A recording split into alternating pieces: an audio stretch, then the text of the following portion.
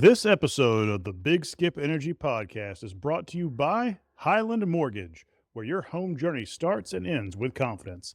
Whether you're a first-time buyer looking to refinance or ready to move into your dream home, or simply have questions about the market and want a free consultation, Highland Mortgage is here to guide you every step of the way. With personalized mortgage solutions tailored to fit your unique needs, their team of experts make sure you're informed, supported, and empowered in every decision. And here's the best part: Highland Mortgage isn't just about numbers and paperwork, it's about making the process simple, stress free, and even exciting. If you're ready to take that next step, visit highlandmtg.com today and start your journey to home sweet home. Do you want to be successful? Do you want to grow your business? Do you want to dominate the day? Then you're gonna need Big Skip Energy. All right, ladies, welcome to the Big Skip Energy Podcast. How we doing today? Good. Yeah. Yes. Oh, and of course we have Laura here as well. She's becoming a regular appearance on the show. So welcome, Laura. Welcome back. Thank you. Yeah. Thank you for having me back. Yeah. Laura, we'll let you introduce yourself in case any of the listeners haven't been exposed to any episodes that you've been on. But first and foremost, we have to go to our guests of the hour. So if y'all would please introduce yourself to the audience. Awesome. Yeah. Hi, everyone. I'm Chelsea Monaco Carlis. I am with the Anna K InTown real estate team here in Atlanta.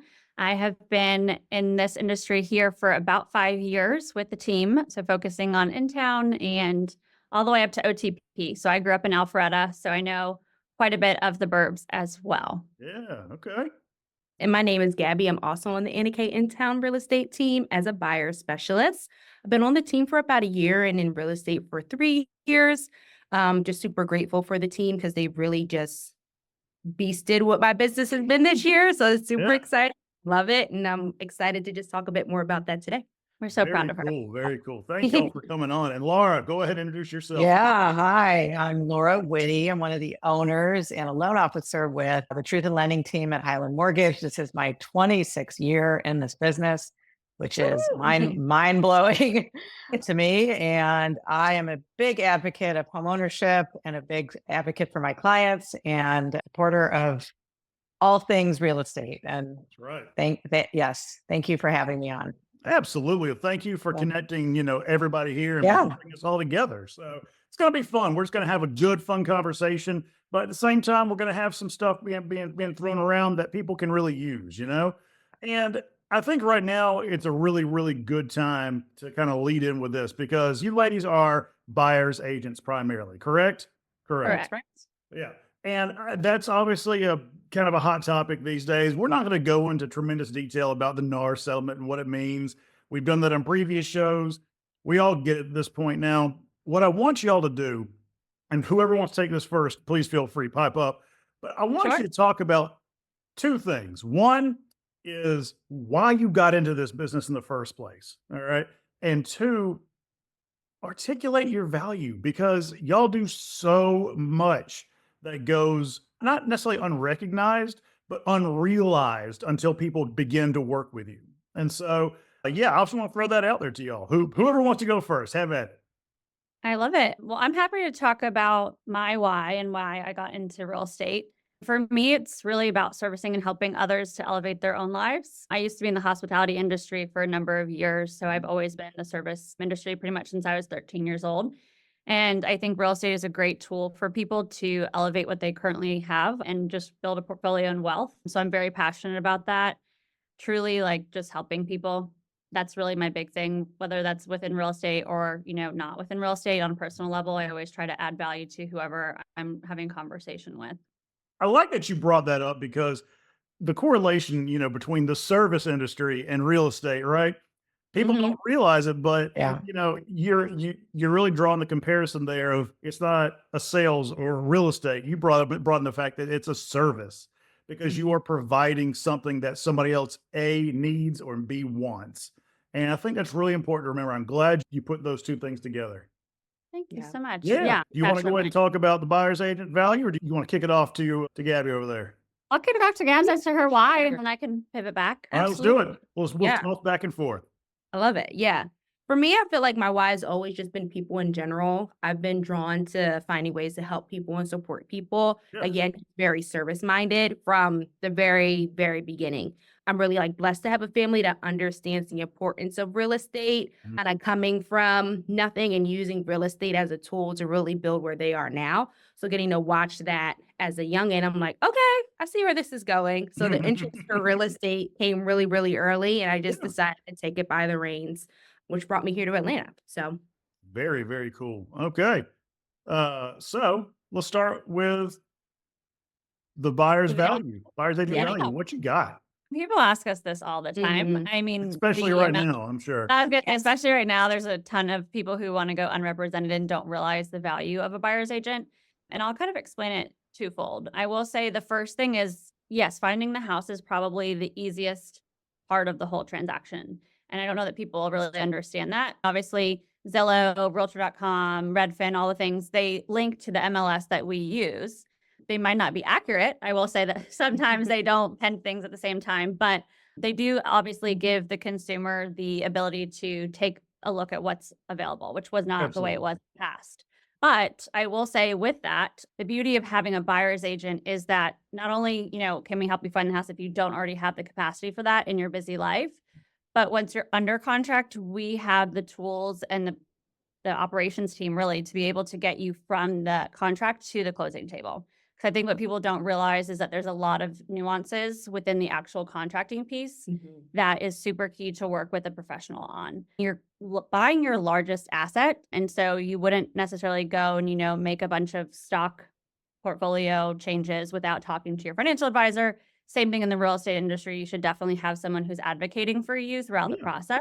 And along with that, we have partners with inspections. So that's a really big piece that I think is key in today's market, especially if you have, a really nice turnkey house in a great area that's priced competitively. It can be in a multiple offer situation.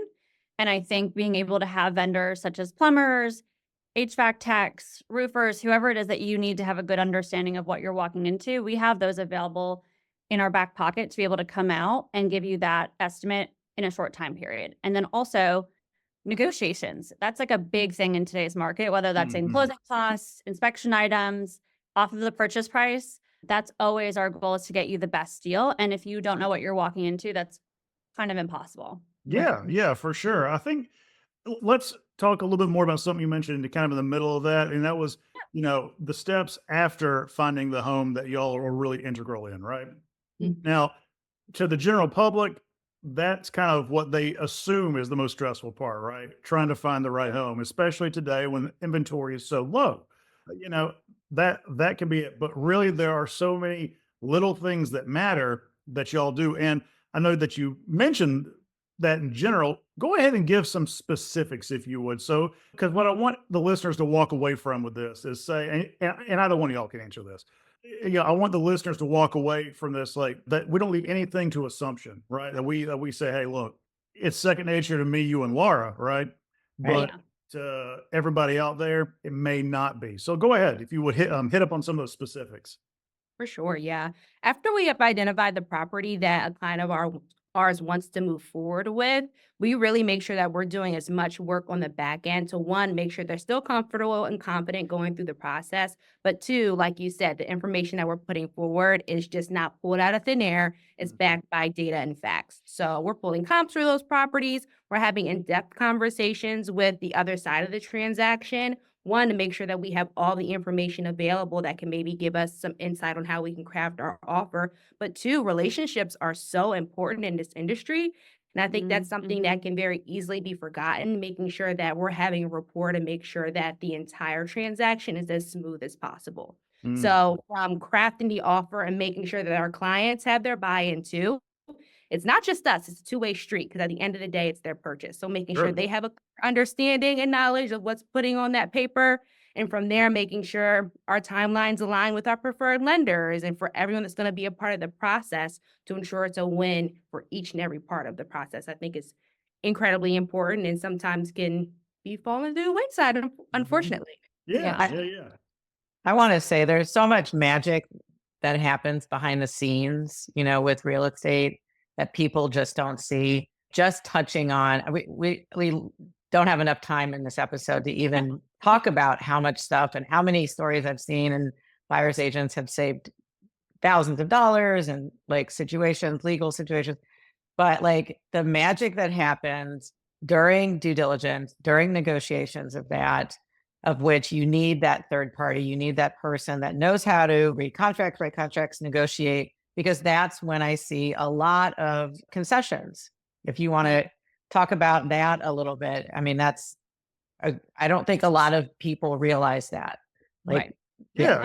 Definitely talk about kind of how the concessions work into that early part of the conversation, how you advocate for your customer. Yeah, absolutely. Well, I appreciate that lead in. I also just want to take a quick step back in terms of what Gabby was saying with the relationship piece. I think with that comes a few things. One would be additional off-market opportunities for our clients that do not yet exist in the world, that only other realtors are going to be able to have those conversations to understand. And we also have a database on the back end too. So for example, we had a client, on our team who was looking for a specific property in Candler Park, which is a neighborhood here in Atlanta. And he wasn't finding anything that was currently on the market. And so what we did was we had a conversation through our team meeting, and I realized that I had sold someone a house in Candler Park that was the perfect fit for his client, to which I was able to call my client with the relationship that I already had and see about brokering a deal for them to be able to purchase the house at a price that made sense for my client as well. And that didn't yet exist in the world. So I think the relationship piece is very key, for sure. Even just finding the property. And then also in terms of what's important to the seller too, I think kind of leading into the concession piece, price is not always the most important thing for a seller. It's not. I think it's not. And people don't realize that because they just assume everyone's looking for a net to seller, and that's not the case. And if you're not picking up the phone, or your agent's not picking up the phone and having that conversation with the listing agent to understand what's important to the seller, they're doing you a disservice, because truly, great example. Yeah. that is it's just the name of the game. Is each seller is totally different, just like each buyer is totally different. So let's just say someone's been in the house for, 50 years. Well, they're not going to want a quick close. They might want something that gives them the opportunity to move out and find their next house and do it back, and whatever that might be for them. But I think it's super important to go back to that and understand what's important so that you can make it a win for your client on the front end.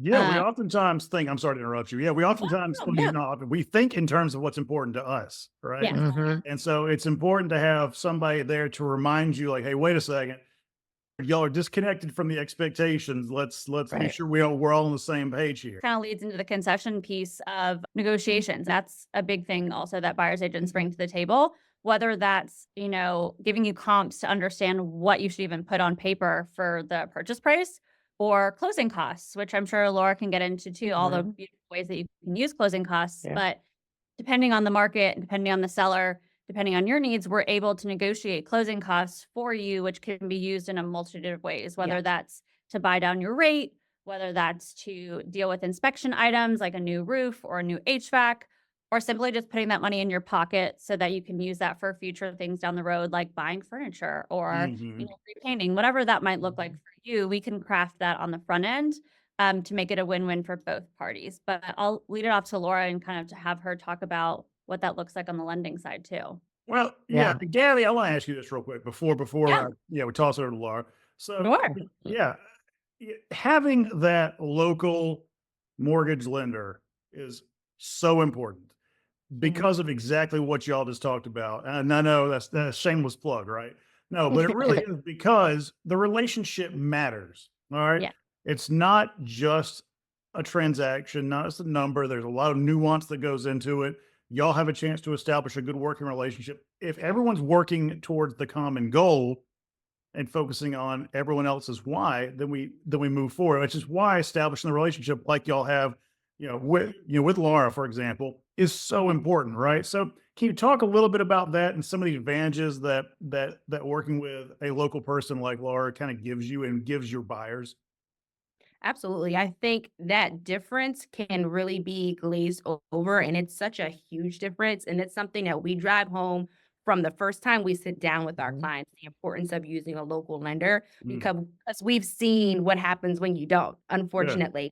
So Laura is someone Mhm. I call on a lot for advice and guidance as we're going through this process. And that's a benefit of having someone local. Mhm. Laura works all the time, and I gotta give it to I her. do. I don't know if it works like balance. I don't know. But whenever I need her, she's there. I can call her in the evenings. I can call her on the weekends. And that's not something you can do with the big box lenders, Yeah. unfortunately. I think in addition to that, being able to pick up the phone and know I'm going to speak with Laura, having an intimate team that knows the file. I literally had an email this morning. Laura reached out. Almost everyone on her team had eyes on this file. And I felt like my client just felt like I just feel incredibly supported. Aw, It Because matters, whenever that's I have a right? nice. Yeah. question, someone's jumping in and answering it literally in minutes. There's just something to be said about humanizing this experience when it can feel Mhm. so overwhelming to know not only Yes. have a professional as a realtor that you can lean on, you also have someone on the numbers side that can really make things make sense at a very simple level without the red tape of calling someone that's just going to transfer you to someone else, going to transfer you to someone else, and then they close at 5. Yeah. You have timelines that you need to adhere to.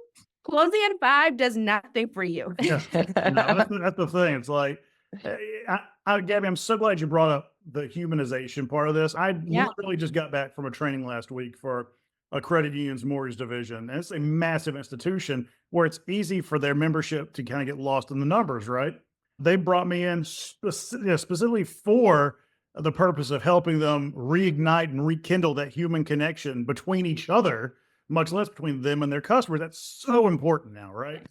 Yeah, for sure. Yeah, you Can't can't forget. overstate it. Hey, Very I'm going to much throw so. this back over to Yeah. Laura. How important is it for you to drive your customers to somebody like Chelsea or Gabby that, hey, you guys have got to get representation. I understand that you may or may not want it. You may not have thought about it yet. Here's what you got to do and why. What do you say? Well, I can tell you so many, I don't want to go into horror stories about people that have represented No, but go ahead, share themselves, one though. Share but one. I mean, I had a client, I don't often see people represent themselves because I think that it's just such a huge purchase. It's such a big deal Yeah. and you need representation. It's like absolutely crucial. But I have had a few over the years, and I had someone who, they said, "Oh, I saw all the shows. I watch HGTV. I can do this. I know I can."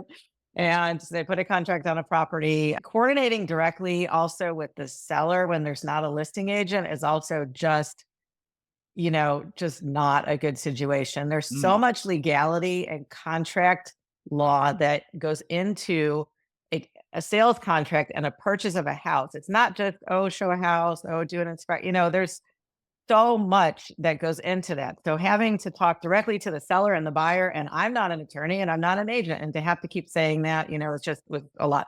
But anyway, the point of the matter was the person was a week before closing. We got title, and lo and behold, the seller didn't own the house. The seller did not own the house. What this would not have happened with a buyer's agent, would not have happened.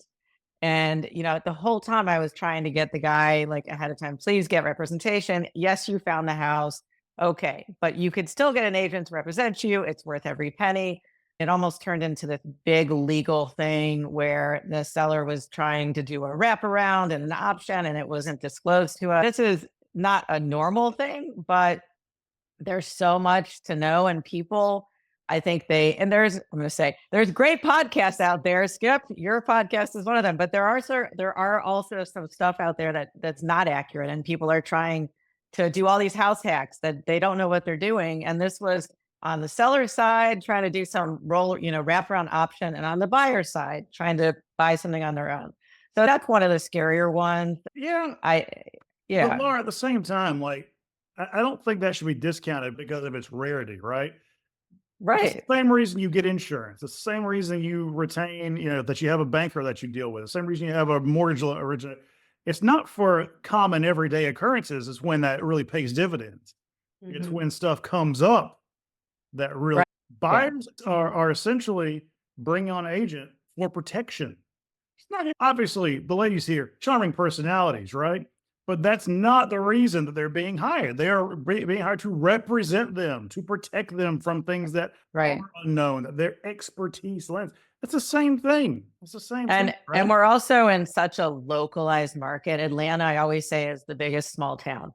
And like Chelsea said, there are so many times that houses, go on the market. I'll have a client call me and say, I don't even know the house was for sale, and now somebody's moving in. Yes, because a local agent like Chelsea and Gabby, they knew of that beforehand because of their network and because of being in the neighborhood and knowing all the other agents. And they talk and they're like, oh, I have this listing. Okay, let's do an off-market sale. That happens all the time.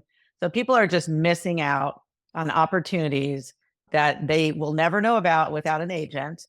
That's another, thing that I see often. And also, truly, this is a human business. This is very emotional. And to see a buyer and seller talk without a third party does not go well. It's like people trying to do their own. Speaking two different languages almost. Right. Exactly. Yes, exactly. So you need that third party who's not emotional, because it's someone's house on both sides. Someone's leaving, someone's coming in, it's very emotional. So to have that, to be able to properly navigate and negotiate, because ultimately after the inspection, something's going to come up, whether it's small or large, and you need that buffer. It's absolutely crucial. You need that buffer. Yeah, for sure. Ladies, any additional thoughts there?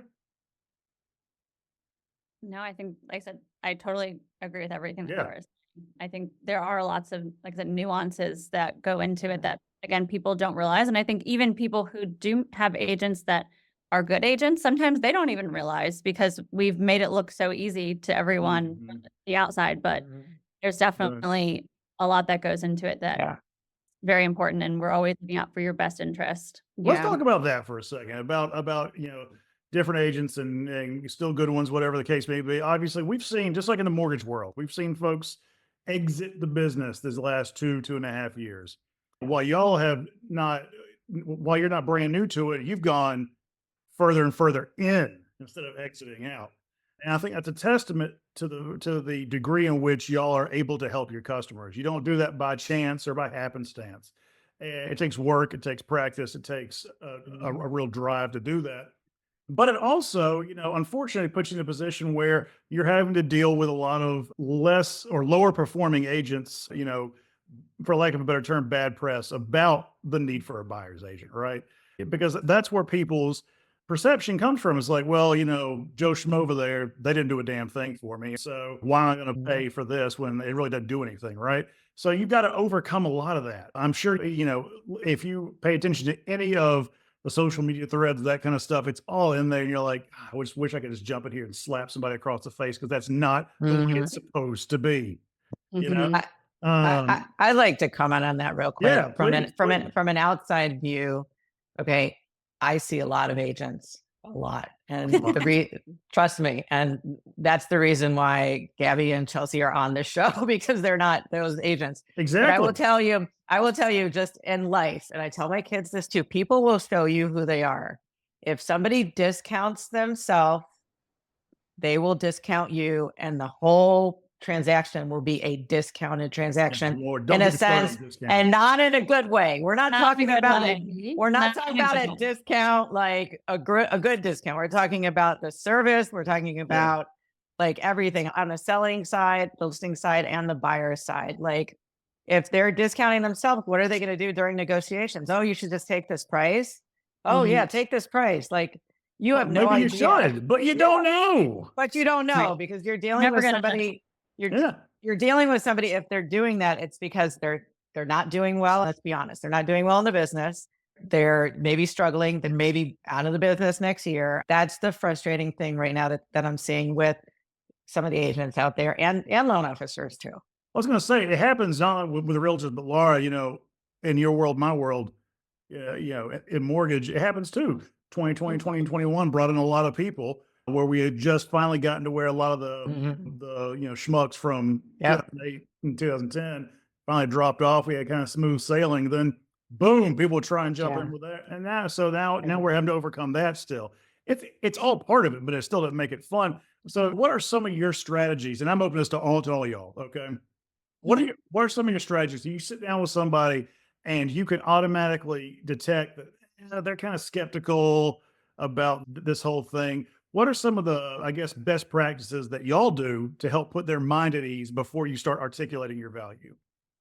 Yeah. You want to take that, Gab? Yeah, for me, it's always leading with education and information. Mhm. We sit down for a client for the first time. We first start with making sure that there's a level of rapport and making sure that we have a really clear understanding of what their needs are and what's important to them. Mm. What I will say specifically about the Anna K InTown team is that we are not box checkers. No. There's it. another level. And I feel like the word value can really just be thrown around and almost lose its value in a sense, just because it's Mhm. thrown out so many different times with so many Yeah. different people. That's a very good point. Yeah, and it Great kind of point. can become empty in a sense. Yeah. But for us, we're not going to just do the basic things that get you to the finish line. It's a step above. So we're literally taking the time to walk you through the entire home buying process if you're a first-time home buyer, making sure that you have a really clear understanding of what you're getting yourself into, and making Mhm. sure that the goals of our client is the most important thing. We're not waiting for inventory to hit the market. We're finding opportunities that don't exist, as Chelsea said Yeah. before. We do about a third of our business off market. So it's because of our network and it's because That's a we're boots big on the deal, ground. y'all. It's a Yeah. big deal. We are door knocking. We are holding caravans, open houses, literally getting in front of people to make sure the opportunities that our clients need are there. So Mhm. it's not about us just sitting at a desk and waiting for something to pop on the MLS. It's about our team taking that Big. additional step to ensure that our clients are checking the boxes on their goals. Yeah. See, for me, I think y'all should literally beat that point to death. The fact that you Yes. find stuff that is not available on MLS, that's great. That guess what? That also means it's not available at all the other consumer sites. Like, hey, Yeah. you may think you've got an idea of what's available. No. Let's sit down. Let's sit Yeah. down. We can add. Yeah. Yeah. If you've got 10, that's great. I can show you 3 more. One of those may be a better fit. Absolutely, yeah, and I think not allowing what the chatter around the market is to affect our work at all Oh is my something God, that yeah. we really prioritize. Our team Yeah. gets together 4 times a week to make sure Mhm. we have an understanding of what's going on, not only in our business, but what's going on in the market and how we mitigate that and have high-level conversations versus just waiting and seeing. That's Well, just the not how. chatter is centered around fear Yep. most times. That's not good for anybody. We have to look at this dispassionately, and so Yep. that's part of what Laura has to deal with. That's part Yeah. of what y'all have to work through. Yeah, it's a huge deal. Laura, did you want to ask anything else before we kind of draw to a close today? Well, you're putting me on the spot there, I Steve. am. I totally am. Come on, you've been on here enough. You should be I running your mouth. know, right? I actually have a question for Laura. Oh, Ooh, okay. ooh, I like it. Yeah. What you got? I do, yeah. I wanted to see and get your opinion because you're one of our trusted advisors, of course. Talking about HELOCs and bridge loans. I think that's a really big lever that we have to our advantage in this market that people don't talk about and or don't even know what I'm talking about. Mhm. I mean, I'm gonna stay in my lane and I always and kind of defer to you. And I would love to kind of hear what you have to say about that and how people can use Yeah. that to advantage. Before she gets started, y'all, I want to point out 2 things. One is you don't hear a lot about it because A, not every lender knows it or has it. Yeah. And B, even the ones that do, a lot of lenders don't know how to leverage those options to help create opportunities. That's That's a great that's the point. word of the day, leverage for Really? sure. Yeah. So I want to talk. So my answer is going to connect to what I wanted to talk to you guys about and ask for the final question. Okay. So it's very relevant right now, what you're talking about, the HELOCs and the bridge loans, right? HELOCs are home equity line of credits. They are considered second mortgages. A lot of people confuse that. Like, oh, I don't have a second mortgage. I have a HELOC. It's the same thing. It's a second mortgage and second position. It is absolutely a great idea to have one open. You don't need to use it. If you don't use it, you don't pay anything on it. It's a great tool if you're for example, if you have a house and for move up buyers, if you have a house and you're going to keep your current house, whether to keep it as a rental or you want to buy before selling, a HELOC is a great idea to get into place. You can take a lot of your equity out, move it to the new house, and then you don't have to have a sale contingency, or you could take equity out, keep the old house, keep that 3% rate you have, keep it as a rental property. You're never, ever, probably in your lifetime, going to see an investment rate at 3%. So now you have this investment property at 3%. You're taking your equity from it that you've made over the years and buying a new property to move up with your family or for yourself. A bridge loan is very similar structure, right? It's like a HELOC, but it allows you to list the home at the same time as taking money out. A lot of people don't realize that you cannot take money out of a home that's listed. They won't lend you money. Banks, lenders nationwide will not lend you money. So that's why we call it a bridge loan. We're bridging the money from the current home to the new home.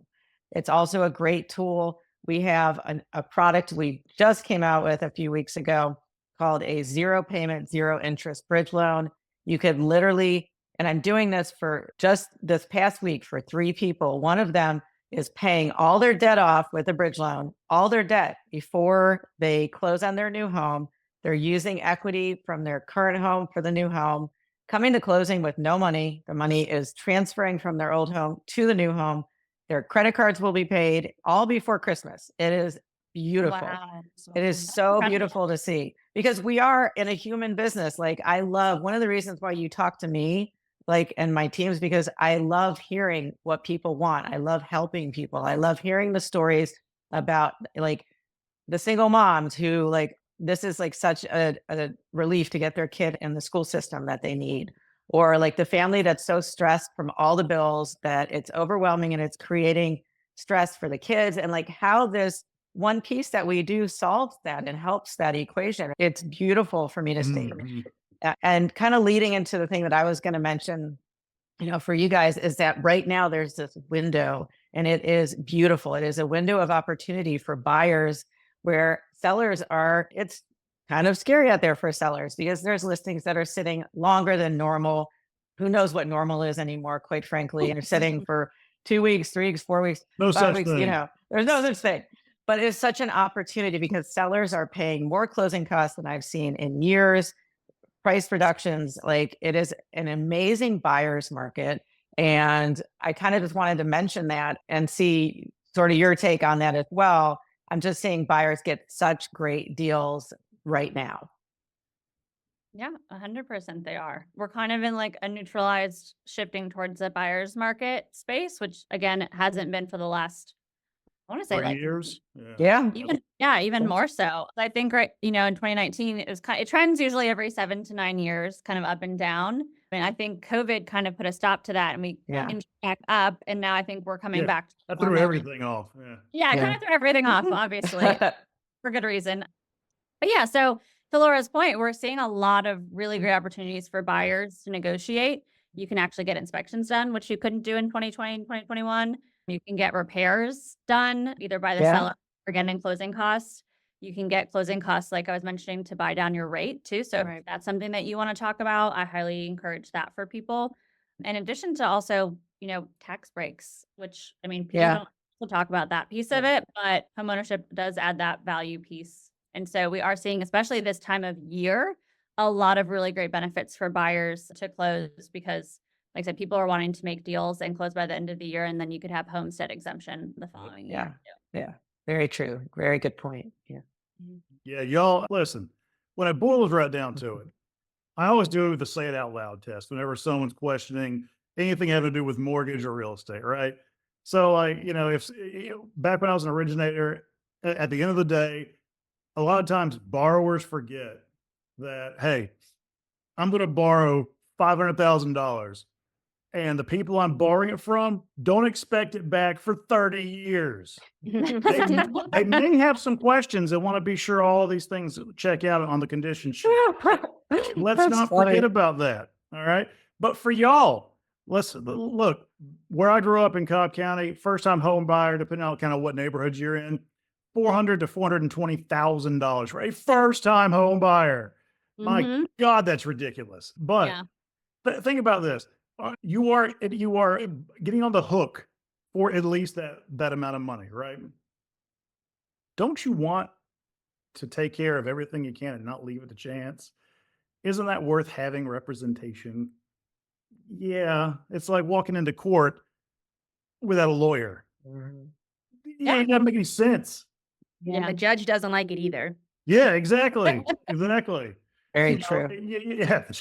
Yeah. No. Yeah. So, I mean, Absolutely. at the end of the day, let's just throw it out there on the table. Like it makes sense. And I'm hoping, fingers crossed, that we get to a point. I know that we never will completely, but where agents like y'all, that your value just speaks for itself before people even meet with you. So you don't have to overcome some of the issues that, unfortunately, some of the bad folks kind of make your job harder. Luckily, y'all do such a good job. Laura's told me a lot about y'all, and I'm very, very, very pleased to have y'all on the show. Before we go, where can listeners learn more about y'all or get in touch with you?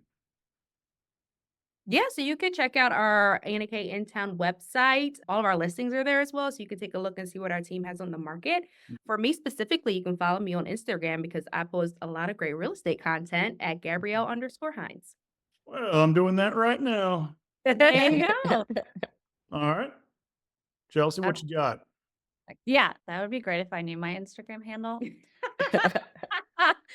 Oh, apparently Hopefully Gabrielle's a singer out- as well.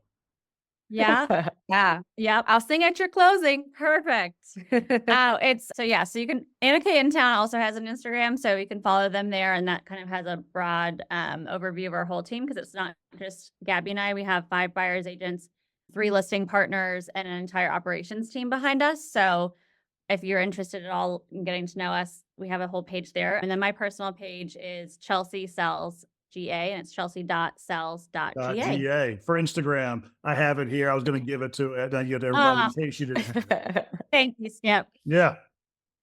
All right. So, Laura, I know it probably feels monotonous. You know. But let's have it. Where can folks learn more about you? Yes, you can reach me at the Truth in Lending team at Highland Mortgage, and my Instagram is Truth in Lending, and so is my Facebook, and shockingly enough, so is my website, That's Truth your in Lending, and that's Truth truthandlending.com. A-N-D. Yes, Lending. Truth and Lending. That's right. Yeah. Very Thank you for good. having us on. I appreciate you. Yep. Oh, Really it's been appreciate a blast. I hope y'all enjoyed it. Thanks for coming on. And hey, you know what? Maybe a little bit of time goes by. We'll have to have y'all back on, see how things are going. Love it. I love All right, that. thanks again. Yeah.